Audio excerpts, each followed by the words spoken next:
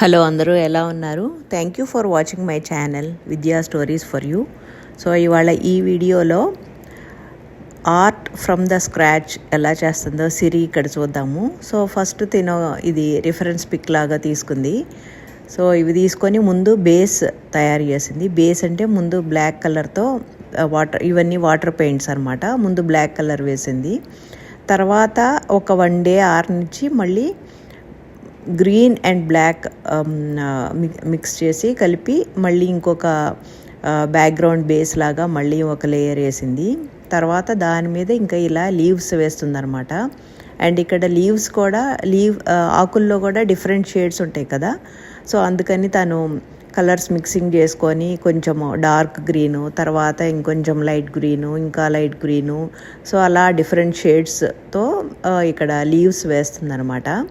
వీళ్ళకి నేను చిన్నప్పుడు అంటే అరౌండ్ 4-5 ఇయర్స్ టైం అప్పుడు, ఆ ఏజ్ అప్పుడు నేను వీళ్ళకి వాటర్ కలర్స్ ఎలా మిక్స్ చేయాలి, అలా డిఫరెంట్ కలర్స్ మిక్స్ చేస్తే డిఫరెంట్ కలర్స్ వస్తాయి కదా, సో అది నేర్పించాను. అండ్ ఇక్కడ స్కూల్స్లో కూడా ఈ ఆర్ట్ వర్క్, క్రాఫ్ట్ వర్క్ వీటన్నిటికీ బాగా చిన్నపిల్లలప్పుడు బాగా చేయిస్తుంటారు. అండ్ ఇప్పుడైతే తెలియదు కానీ అప్పుడు వీళ్ళు చదివేటప్పుడు అంటే that is around 20 years back అయితే స్కూల్లో కూడా ఈ ఆర్ట్ కిడ్స్ అంటే క్రేయాన్స్, కలర్ పెన్సిల్స్ అండ్ ఈ వాటర్ కలర్స్ ఇలాంటివన్నీ, డ్రాయింగ్ బుక్స్ ఇలాంటివన్నీ ఊరికే గిఫ్ట్ అంటే ఇస్తుండేవాళ్ళు పిల్లలకి.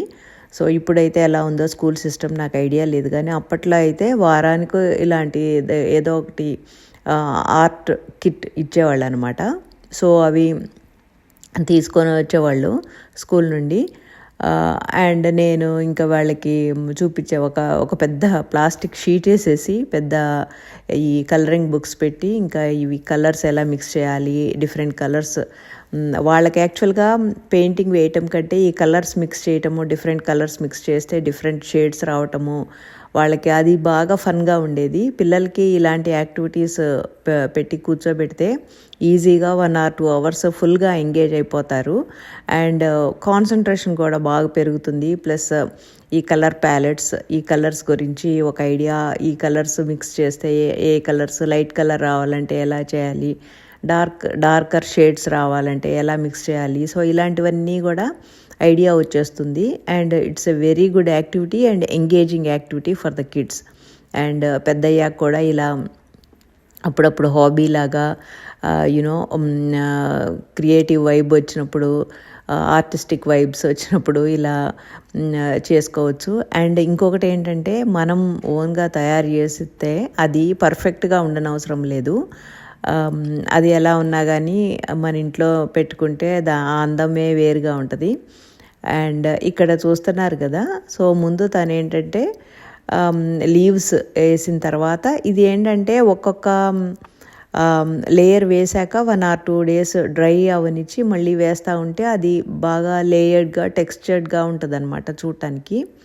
సో బేస్ తయారు చేసిన తర్వాత 1 day డ్రై అయిన తర్వాత లీవ్స్ అయిన తర్వాత మళ్ళీ 1 or 2 days గ్యాప్ ఇచ్చి అవి బాగా డ్రై అయిన తర్వాత మళ్ళీ ఇలా ఈ క్యూటిప్స్తో ముందు డార్క్ పింక్ షేడ్తో ఇలా ఫ్లవర్స్ లాగా చేస్తుంది. తర్వాత మళ్ళీ ఆ ఫస్ట్ లేయర్ డ్రై అయిన తర్వాత మళ్ళీ ఇప్పుడు పింక్ అండ్ వైట్ కాంబినేషన్తో బేబీ పింక్ తయారు చేసి మళ్ళీ లోపల కొంచెము లైట్ షేడ్, ఫ్లవర్స్కి లైట్ షేడ్ వచ్చేటట్టుగా మళ్ళీ ఇక్కడ చేస్తుంది సిరి. సో మనకి ఫ్లవర్స్లో అంతే కదా, అవుట్ సైడ్ డార్క్ షేడ్ ఉంటుంది, లోపలికి వెళ్ళేసరికి మళ్ళీ షేడ్ లైట్ అయిపోతుంది. సో ఆ ఎఫెక్ట్ రావడానికని ఇక్కడ అలా చేస్తుంది.